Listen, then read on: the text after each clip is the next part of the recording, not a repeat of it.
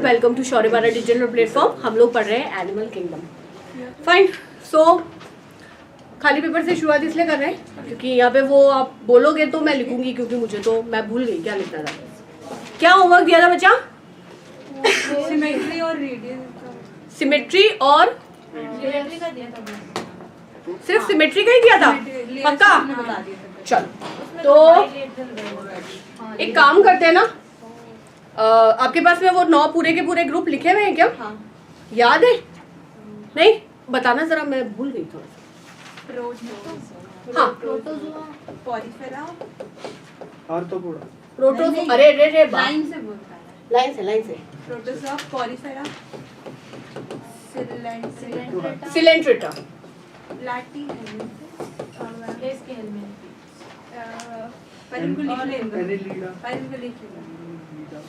Coelenterata के बाद में क्या था? प्लेटी हेलमिंथीज है ना?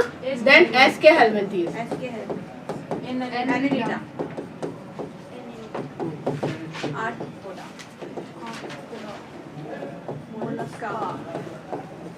Mollusca and then Echinodermata.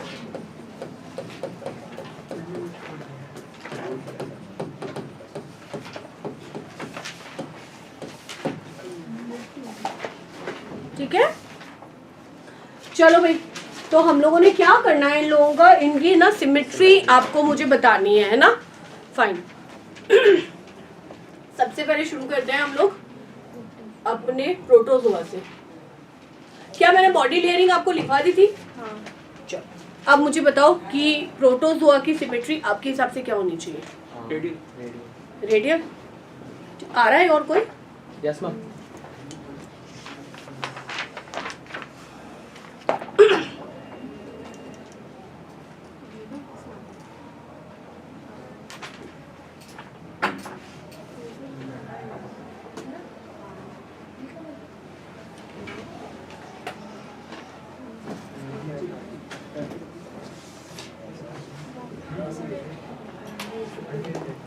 Fine. Protozoa की सिमेट्री बताओ बेटा। रेडियल। अच्छा, प्रोटोजोआ तो खुद एक सिंगल सेल है। सिंगल सेल मतलब बॉडी भी नहीं है उसके पास में, तो रेडियल कैसे हो सकती है? एसिमेट्रिकल होगा या नॉन सिमेट्रिकल होगा?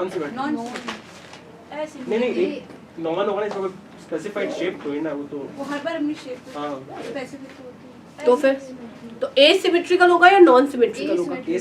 एसिमेट्रिकल।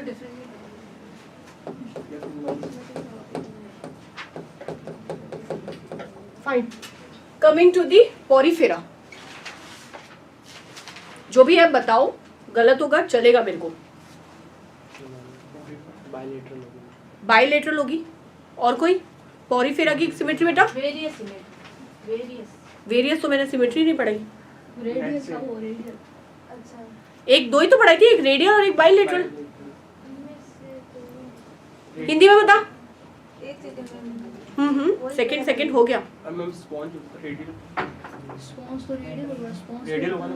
रेडियल होगा स्पॉन्ज से देख के क्या पॉरीफेरा नहीं, असिमेट्रिकल? इसमें हो गया एसिमेट्रिक होगा। पॉरीफेरा असिमेट्रिकल होता है और प्रोटोजोआ तो मैम दोनों होता है। प्रोटोजोआ में दोनों होता है, बहुत होता है। रेडियल भी होता है, बाइलेटरल भी होता है प्रोटोजोआ। और ये गलत लिखा है। प्रोटोजोआ में बाइलेटरल और दोनों ही होता है, रेडियल, और पॉरीफेरा असिमेट्रिकल होता है, बाकी सारे बाइलेटरल। हां अच्छा, तो एक सेल है, एक सेल को आप लोग रेडियली काट सकते हो ऐसा। तो जो प्रोटोजोआ है वो तो सिंगल सेल होता है, यूनिसेल्युलर होता है। जब सेल है, कोई बॉडी नहीं है, कोई ऑर्गन नहीं है, कोई सिस्टम नहीं है, उसको काटोगे कैसे तुम? पिज्जा दे रही हो बेटा तो पिज्जा का बेस काटोगे ना। मैं पिज्जा ही नहीं दे रही हूँ तुमको, तो तुम काटोगे क्या? हवा में कुछ भी। चलो पॉरीफेरा बताओ। पॉरीफेरा भी एसिमेट्रिकल होता है। मैम ये प्रोटोजोआ तो दोनों में करता है। एग्जांपल नहीं आता। नहीं, एग्जांपल भी है। चलो एग्जाम्पल बता दो फिर मेरे को। हाँ, एक मिनट मैं रुक जाती हूँ। और है क्या कोई मेहमान आने वाले? सब सिमरन ही बने हुए यहाँ पे, चलती हुई बस में कूदेंगे। रुको रुको बस रुको, तो पहले आ जा भाई 5 मिनट। ट्रेन नहीं, मेरी सिमरन बस में जा रही है, तुम्हें कोई तकलीफ है? मेरी सिमरन मैं किसी में भी भेजूं उसे? हाँ जी, मिल जाए तो मुझे बता देना एग्जांपल। चलो बच्चा, सिलेंड्रेटा, बाइलेटरल, रेडियल या बाइलेटरल? रेडियल, रेडियल सिमेट्री होती है। इसके बाद हम सारे बाइलेटरल अच्छा, प्लेटी एलिमेंट्स बताओ। अच्छा एक मिनट, क्योंकि ये जब चीजें बहुत ज्यादा सही होने लग जाती है ना, या चीजें बहुत ज्यादा गलत होने लग जाती है ना, तब शांत हो जाना चाहिए, ठीक है? एग्जाम में भी याद रखना।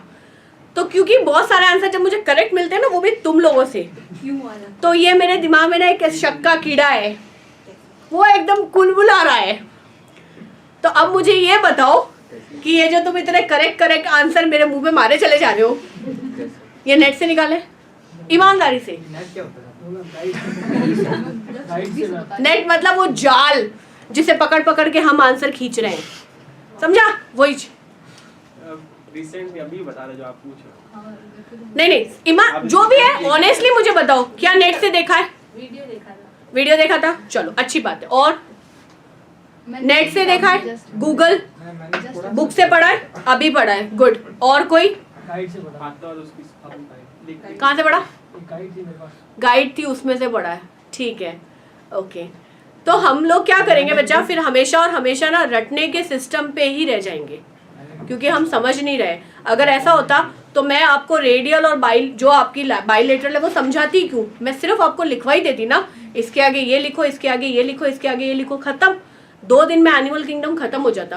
फिर मुझे क्या पड़ी है आपको इन एनिमल से रूबरू करवाने के लिए? याद हो जाए। चलो शुरू से शुरू करो। प्रोटोजोआ बेटा, क्योंकि प्रोटोजोआ के पास में एक ही सेल है तो वो किसी भी सिमेट्री के अंदर नहीं आता। स्पॉन्जेस, आप स्पॉन्ज को जब देखोगे वो इतना इरेगुलर शेप का होता है। आप इसको कैसे 2 हिस्सों और 2 हिस्से नहीं, मैंने क्या शब्द यूज किया था? मिरर इमेज में काटोगे, you can't. That is why that is asymmetrical. अब आते हैं हमारी सिलेंड्रेटा पे। सिलेंड्रेटा के अंदर मैंने आपको बताया था कि ये शेप होता है जो हम पढ़ते हैं, जिसे हम लोग बोलते हैं मेडुसा। मोस्टली ये सारे के सारे छतरी जैसे गोल होते हैं, तो इसीलिए आप इन्हें इस तरह से काट सकते हो। तो कौन सी सिमेट्री आ गई? रेडियल। चलो नेक्स्ट, एक आपके पास में लीफ है, ये आपका प्लेटी हेलमिंथीज है। आप इसको कैसे काटोगे? गुड, तो ये आ जाएगा बाइलेटरल। फाइन। अब आपके पास में ये एक वर्म है, कैसे काटोगे?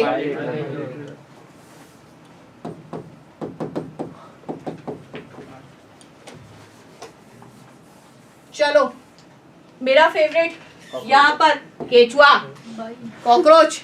वापस केचुए को देखो, या फिर आप इस लीच को देखो, कैसे काटोगे?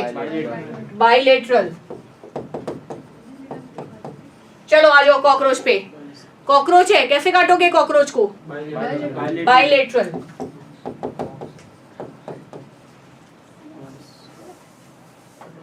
आओ मोलस्का पे, काटो मोलस्का को। बाइलेटरल काट लोगे? बाइलेटरल काट सकते हो हर एक। Imagine octopus, I have given you octopus. 4 टांगे इधर, 4 टांगे इधर, 4 टांगे इधर, 4 टांगे इधर, टांगे मतलब वही। हाँ, बाइलेटरल काटते? बाइलेटरल। चलो next, Echinodermata. Imagine starfish, radial. अब लिखो, ऐसे भी काट सकता है। ऐसे कैसे काट सकते हो उसको? मैम काट सकता है। देख, स्टारफिश अपने पास में किसी भी एंगल से हम उसे मिरर इमेज में काट सकते हैं, किसी भी एंगल से काट सकते हैं, तो रेडियल होगा ना।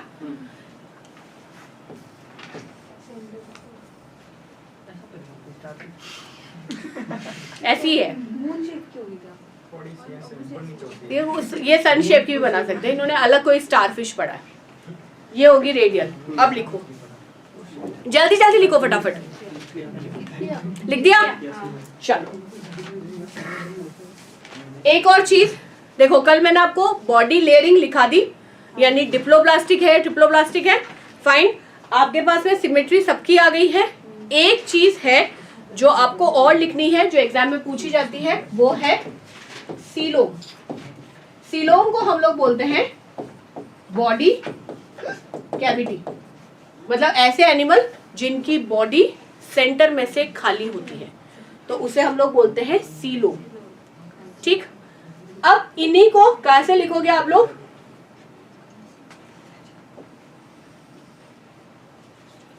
तीन ग्रुप के अंदर बांटोगे इनको, प्रोटोजोआ से लेके फ्लैटी हेल्मिन तक। इसको बांटोगे ए सिलोमेट।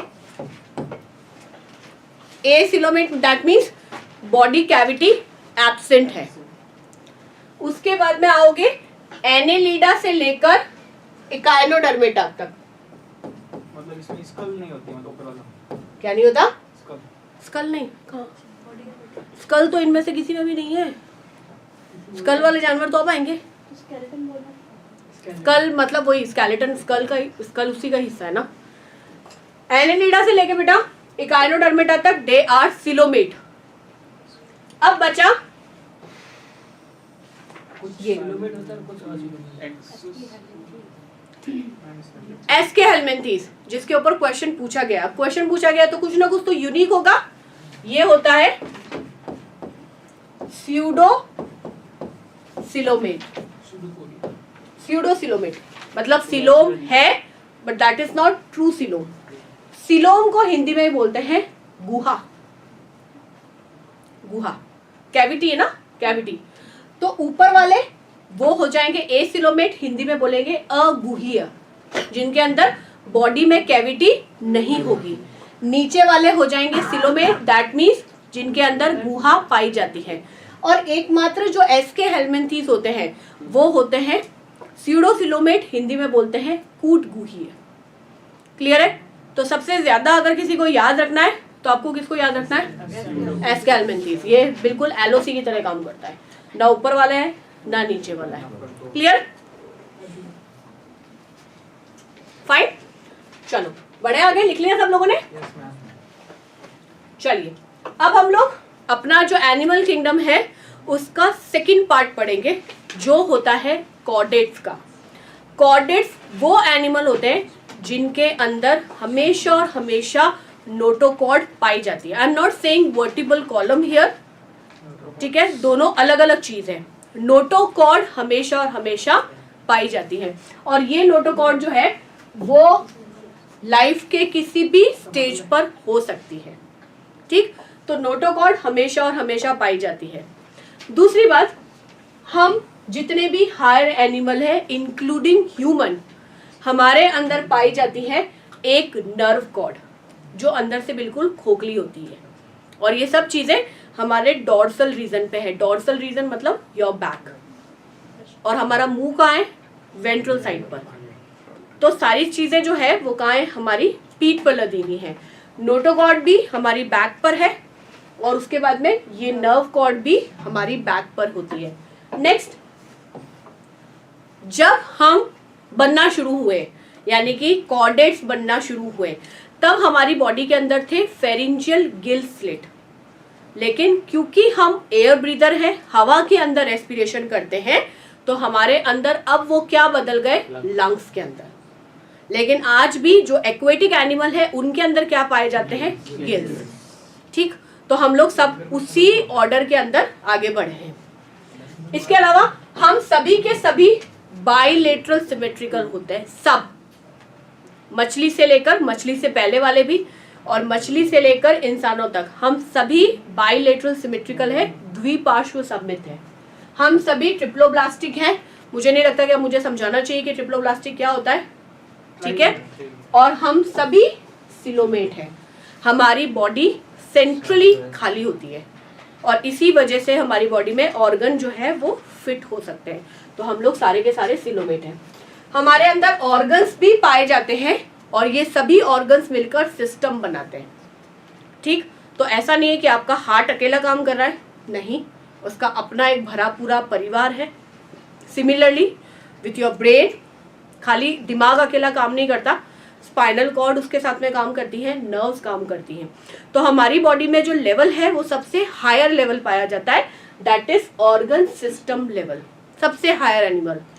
उसके अलावा हमारे पास में एक पोस्ट एनल टेल है, ठीक है। ह्यूमन की जब हम बात करते हैं, ह्यूमन नहीं, हम लोग एप की बात करते हैं, ठीक है। एप से आगे जितने भी एनिमल हैं उनमें वो टेल एब्सेंट है, वरना अगर आप बंदर तक देखो तो वो टेल मौजूद है। हमारी बॉडी के अंदर भी टेल बोन पाई जाती है, पूंछ की हड्डी है पर पूंछ नहीं है, गुड। और उसके अलावा हम सभी के अंदर क्लोज सर्कुलेटरी सिस्टम पाया जाता है। मैंने हर एक टर्म बहुत अच्छी तरह से आपको क्लियर करी है, फिर भी ऐसी कोई चीज जो इसमें से नहीं समझ में आ रही है अभी पूछ लो। नहीं क्लियर है सब?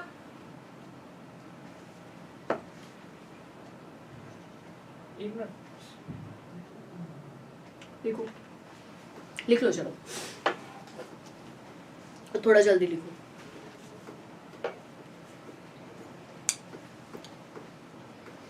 लिख लिया? डन।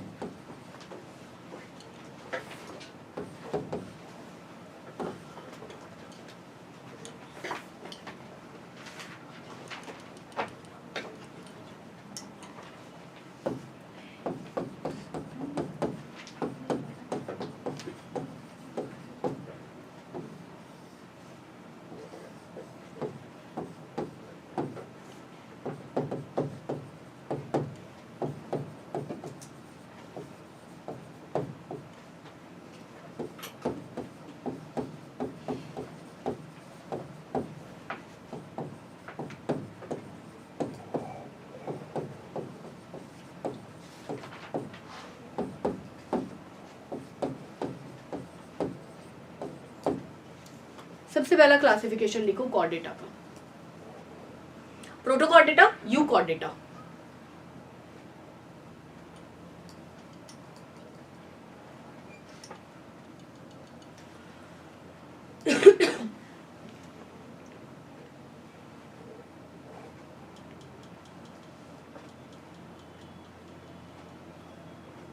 फाइन, ठीक, लिख लिया सबने? चलो, तो हमने हमेशा बोला है कि भाई नोटोकॉर्ड जो होती है वो एक अलग चीज होती है, वर्टिबल कॉलम यानी रीढ़ की हड्डी एक थोड़ी सी अलग चीज होती है। अब इसी रीढ़ की हड्डी के आधार पर हम सबसे पहले जो कॉर्डेट्स होते हैं उनको दो हिस्सों के अंदर डिवाइड कर लेते हैं। जब भी आप बेटा प्रोटोकॉर्डेटा की बात करते हो, प्रोटोकॉर्डेटा के अंदर रीढ़ की हड्डी वर्टिबल कॉलम नहीं पाई जाती, लेकिन क्यों इनको कॉर्डेटा के अंदर रखा है? क्योंकि इनके अंदर 100% क्या होगी? नोटोकॉर्ड, नोटोकॉर्ड होगी, लेकिन रीढ़ की हड्डी नहीं है। दोनों के अंदर बहुत बड़ा डिफरेंस है, क्लियर है? अब इनके अंदर ये जो नोटोकॉर्ड होती है ये लाइफ के किसी हिस्से तक होती है, बाद में गायब हो जाती है या रिप्लेस हो जाती है। तो सबसे पहले है हमारे पास में हेमिकॉर्डेटा। हेमी का मतलब होता है हाफ, आधा नॉन कॉर्डेट है और आधा कॉर्डेट है। यूरोकॉर्डेटा, यूरो का मतलब होता है टेल, तो इसकी जो बॉडी का पीछे वाला हिस्सा होता है वहां तक नोटोकॉर्ड होती है, आगे वाले हिस्से में नहीं होती। सिफेलो का मतलब होता है बॉडी का ऊपर वाला हिस्सा, सिफेलिक का मतलब होता है सिर, तो बॉडी के आगे वाले हिस्से में नोटोकॉर्ड होती है, पीछे वाले हिस्से में नहीं होती। ये जितने भी एनिमल है ये सभी के सभी एक्वेटिक है। अब आपको इतना डीप क्लासिफिकेशन पढ़ाने का कारण ये है कि इसी साल एनडीए या सीडीएस के पेपर में एक क्वेश्चन आया था। वो कॉर्डेट्स जो कि एक्वेटिक होते हैं, जिनकी बॉडी में नोटोकॉर्ड तो है लेकिन वर्टिबल कॉलम नहीं है, तो उन्हें हम किस कैटेगरी के अंदर रखेंगे? तो आपका जवाब होना चाहिए प्रोटोकॉर्डेटा। क्लियर है? अब हम बढ़ते हैं यूकॉर्डेटा की तरफ। यूकॉर्डेटा, या आप जब भी एक टर्म सुनो जिसे हम लोग बोलते हैं यू, ईयू, इस ईयू का मतलब होता है ट्रू, वास्तविक, सच्चे। तो ये ट्रू कॉर्डेटा या यू कॉर्डेटा कहलाते हैं।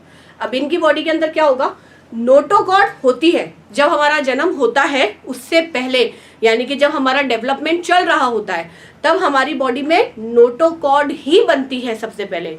लेकिन जैसे जैसे हमारा डेवलपमेंट होता है ये नोटोकॉर्ड रिप्लेस हो जाती है और हमारी बॉडी के अंदर क्या आ जाता है,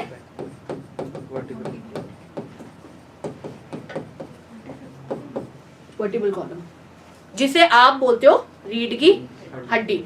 तो हमारी बॉडी में क्या है बेटा, ये रीढ़ की हड्डी है, बोनी स्ट्रक्चर है, जबकि इनकी बॉडी के अंदर हड्डी जैसा कोई स्ट्रक्चर नहीं पाया जाता। क्लियर है? फाइन।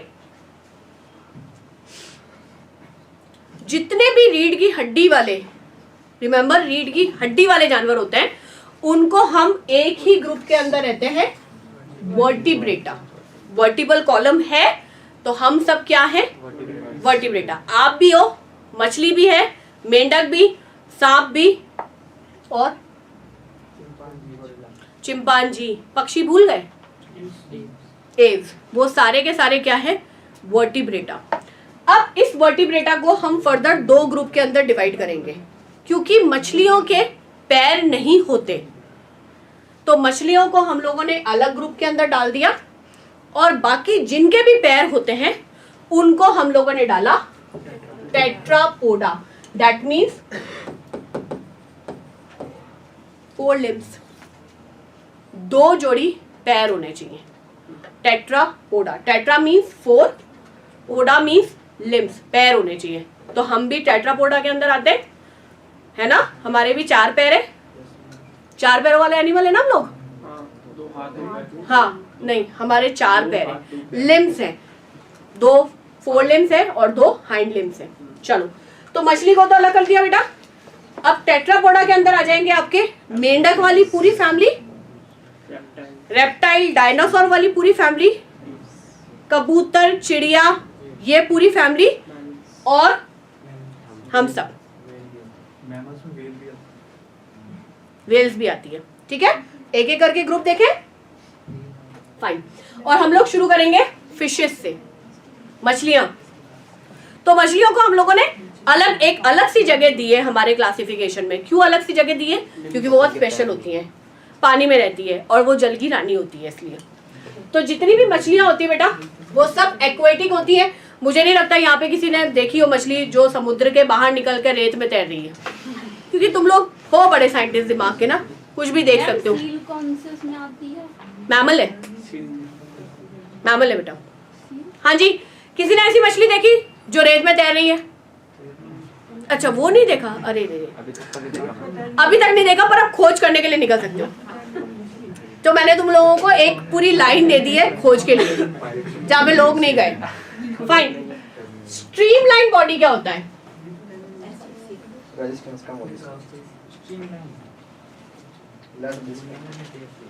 आपकी आंख की शेप का जो बॉडी होता है उसे हम लोग बोलते हैं स्ट्रीमलाइन। हिंदी में बोलते हैं टर्कू आकार, स्पिंडल शेप। ठीक, तो इस तरह की उनकी बॉडी होती है।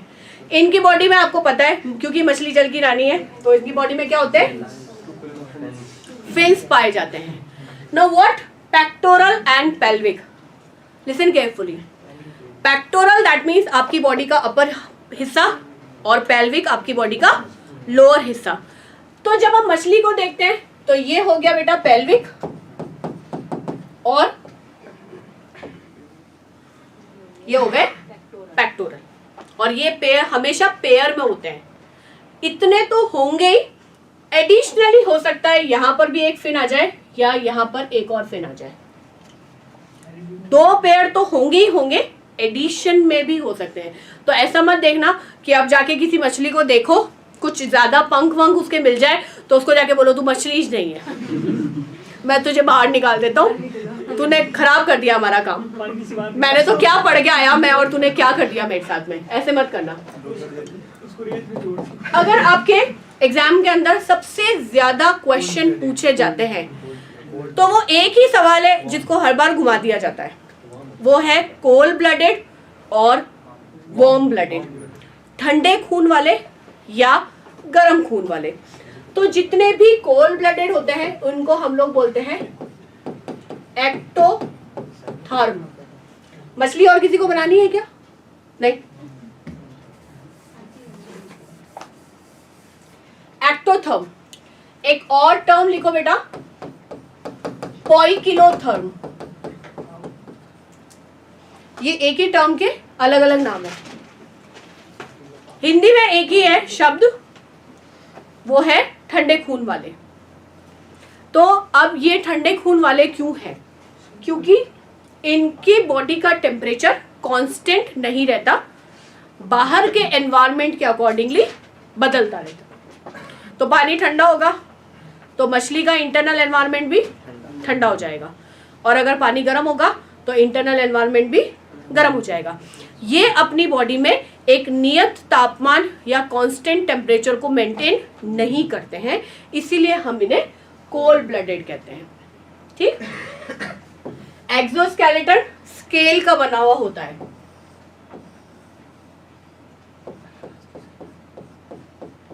ये छोटी मछली तो सबको बनानी आती है और मछली हम लोगों ने देखी भी है।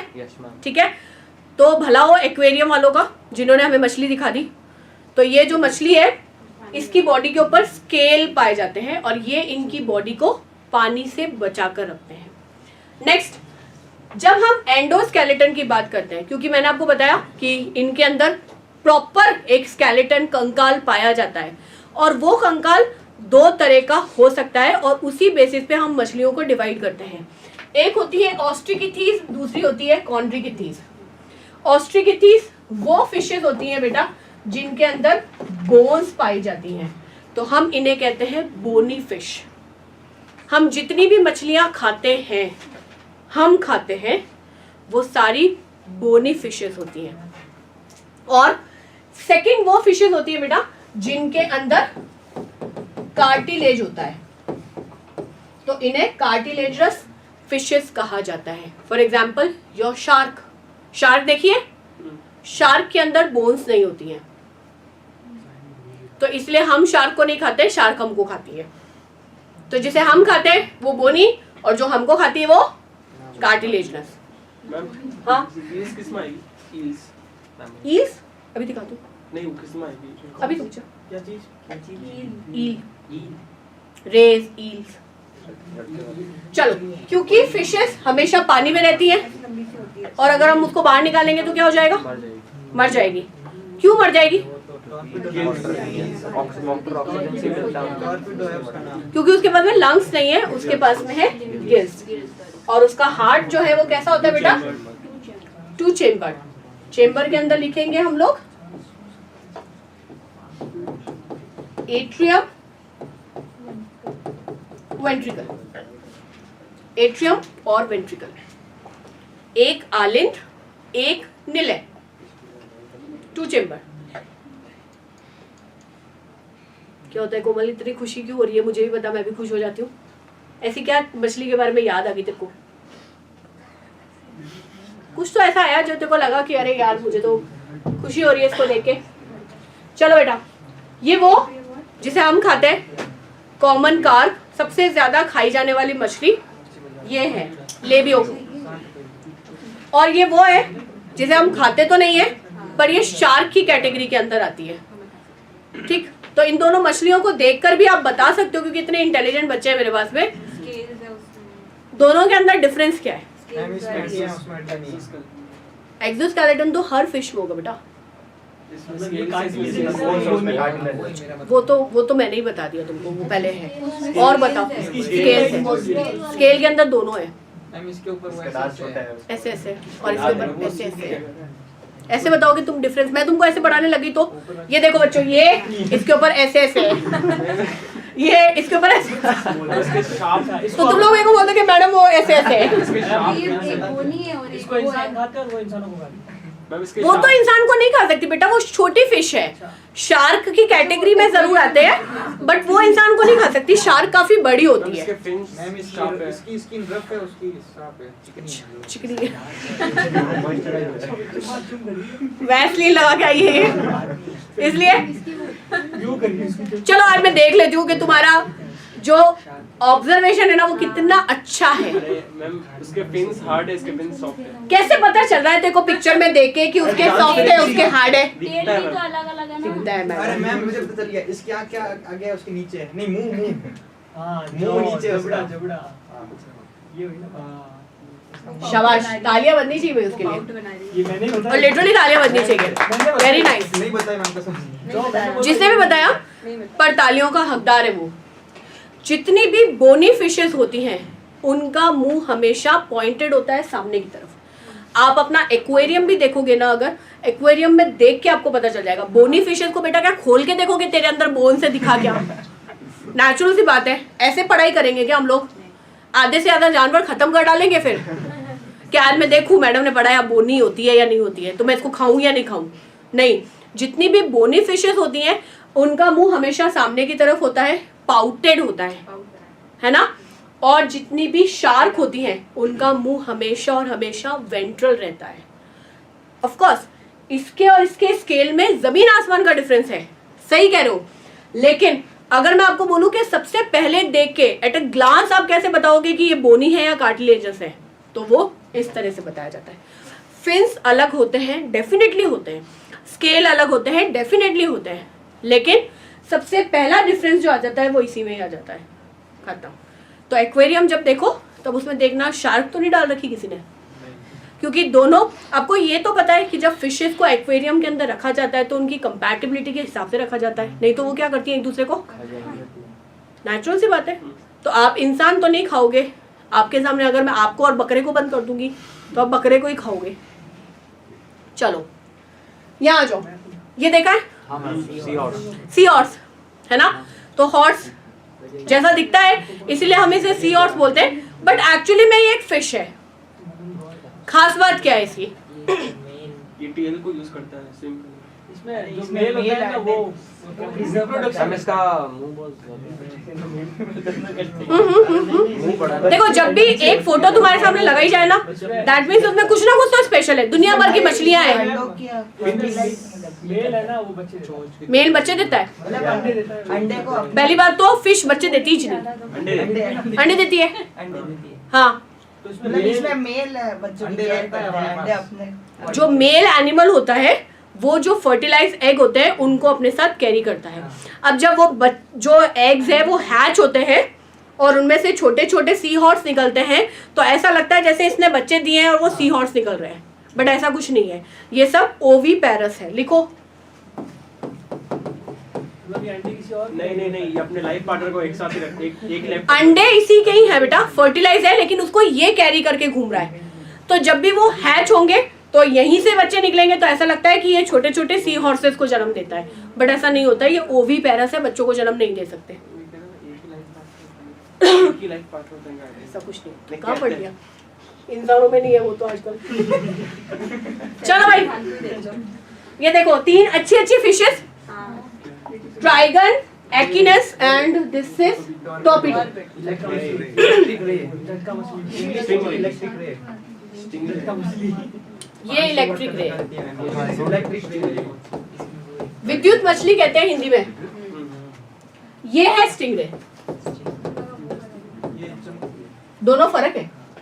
ड्रैगन इज स्टिंगरे, ठीक है, और ये है जो इलेक्ट्रिक रे, विद्युत मछली जिसको बोलते हैं। तो इसके पास में एक इलेक्ट्रिकल एपरेटस होता है जिससे वास्तव में ये झटके मारती है ना। और इसी की कैटेगरी के से हमारे पास में एक एनिमल और होता है, फिश, जिसे हम लोग बोलते हैं इलेक्ट्रिक ईल। वो भी ऐसा ही होता है। अब झटका वो इतना ज्यादा नहीं होता, लेकिन क्या होता है क्योंकि वो झटका पानी के अंदर है और पानी उसको कम्युनिकेट करता है, कंडक्ट करता है, तो वो झटका ज्यादा महसूस होता है। Now this is sucker fish.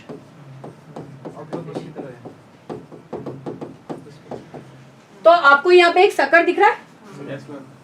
तो ये क्या करती है, पैरासिटिक फिश है। ये अपने सकर से किसी भी दूसरी बड़ी फिश के ऊपर चिपक जाती है और धीरे धीरे उसके ऊपर फीड भी करती है और अपने पंख होने के अलावा उसी के साथ में तैरती रहती है। तो पैरासिटिक फिश है, बड़ी आलसी। आलसी है, मछली है, क्या कर सकते हैं, छोड़ तो नहीं सकते इसको। चलो नेक्स्ट लिखो, एम्फीबिया। Amphibians, जो पानी के बाहर पानी के अंदर रहते हैं। हिंदी में बोलते हैं उभयचर। उभयचर।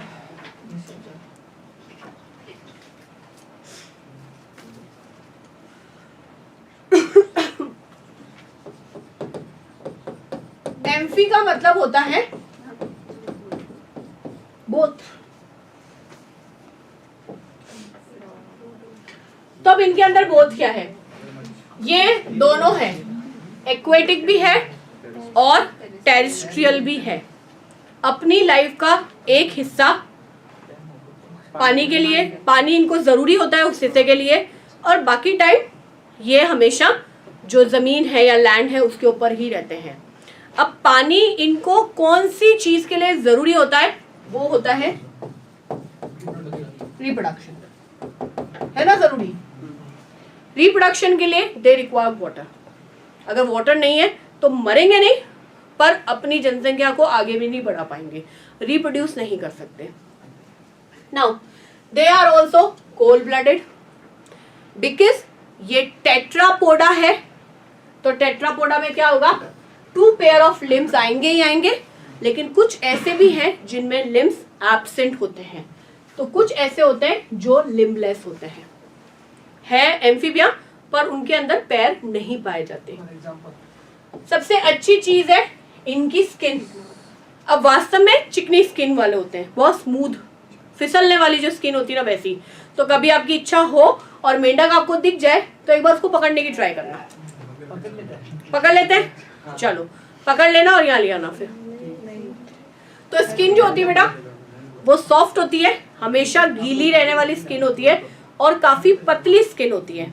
अब क्योंकि स्किन की पतली होती है तो ये अपनी स्किन से रेस्पिरेशन भी कर सकते हैं, सांस ले सकते हैं अपनी स्किन के थ्रू। उसके अलावा गिल्स और लंग्स दोनों पाए जाते हैं, पर दोनों अलग अलग स्टेजेस में है। जब या जो स्टेज इनकी पानी के अंदर है तो वहां पर रेस्पिरेशन किससे होगा? गिल्स से। और जैसे ही ये पानी से बाहर आएंगे और अपना जो लैंड वाला जीवन है वो शुरू करेंगे तो गिल्स जो है वो रिप्लेस हो जाएंगे लंग्स से। फाइन। 3 चेम्बर हार्ट पाया जाता है, जिसमें से 2 एट्रिया और 1 वेंट्रिकल होता है। ओवीपेरस होते हैं, दैट मीन्स हमेशा अंडे देते हैं, और अंडे देने के लिए दे रिक्वायर वाटर। इनका जो लार्वा है वो कहलाता है टेडपोल, और टेडपोल हमेशा टेल्ड होता है, पूंछ वाला होता है। टेडपोल पानी में रहेगा, दैट मीन्स उसके अंदर रेस्पिरेशन किससे होगा? गिल्स से। और जैसे ही वो टेडपोल फ्रॉग के अंदर बदल जाएगा तो वो उसके अंदर क्या बन जाएंगे? लंग्स। क्लियर है? ये देख लो, ये हमारा नॉर्मल वाला मेंढक, हाँ, और ये ट्री फ्रॉग है। इस ट्री फ्रॉग की सबसे खास बात होते हैं इसके लिम्स।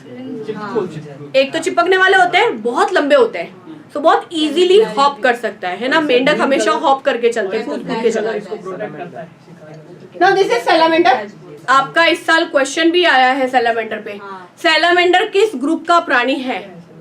और ये जो सैलामेंडर है ये है हमारा एम्फीबिया।